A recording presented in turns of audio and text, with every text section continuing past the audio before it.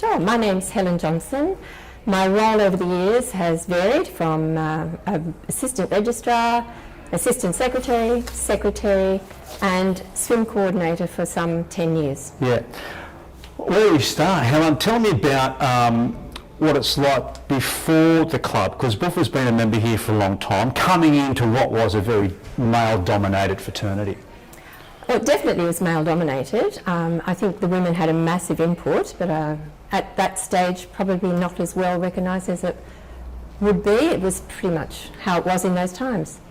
As I got into the roles of various roles that I was in, I noticed that there was a change, and it was definitely coming. You could see that the club itself was welcoming women, it was encouraging women, and I think valuing them.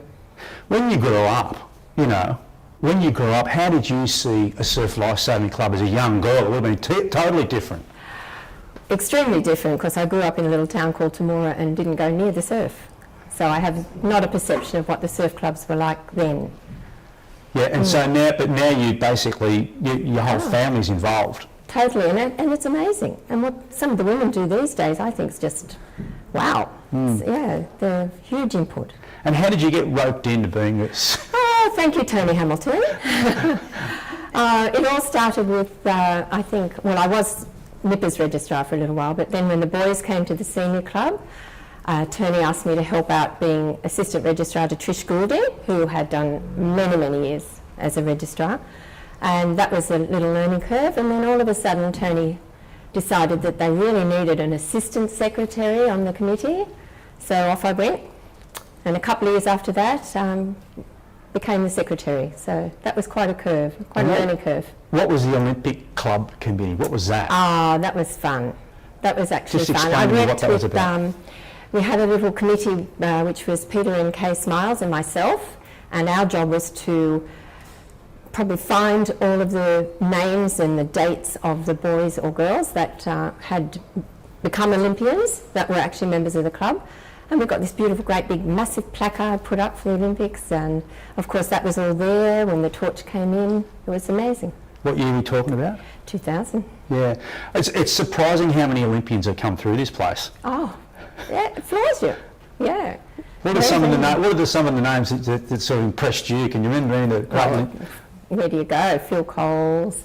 Oh God, now you've lost me on a kayaking. Murray Rose.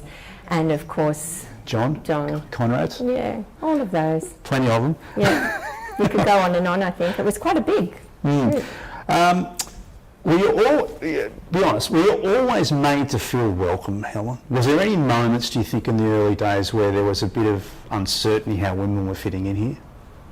No, I don't think I felt that. I felt that it was okay, and I think that was the time where change was happening. I think that I was treated definitely with respect, and I think pretty much valued. No, I didn't run into any, feelings of, where you're just a female at all. So I think that was a pretty good thing in those days. And tell me, what were some of the most memorable experiences? You've got one listed here. I'll prompt you if you can't remember, because it's impressive.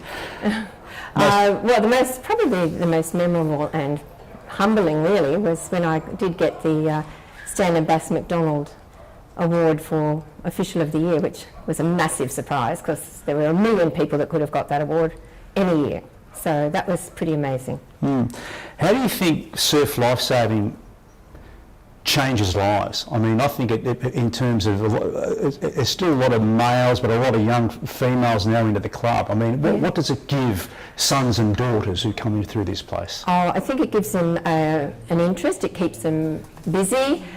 I can remember distinctly a couple of children, not my own I have to say, but a couple of children who were on the cusp of heading in the wrong direction, and the surf club was the reason that they were saved, definitely. And that's for both male and female. Absolutely, direction. Yes.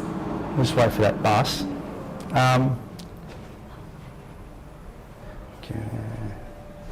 It sort of leads into what you've said here in the last paragraph.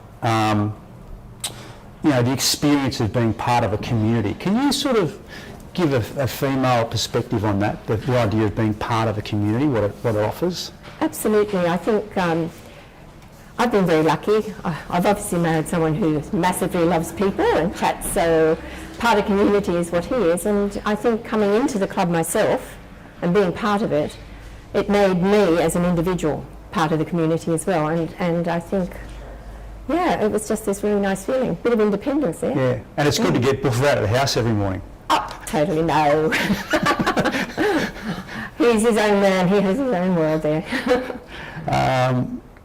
And can you sum up, I suppose, a little bit more about North Bondi? Why is it special, do you think, to you and your family? I think the people that are in it are just amazing people. They are community, they are all families that are, and they stay. It's not like, you know, they're here for a couple of years and off they go. I mean, I think probably there are a few, but on the whole, you could look at 50 years of the same families coming through and through and through.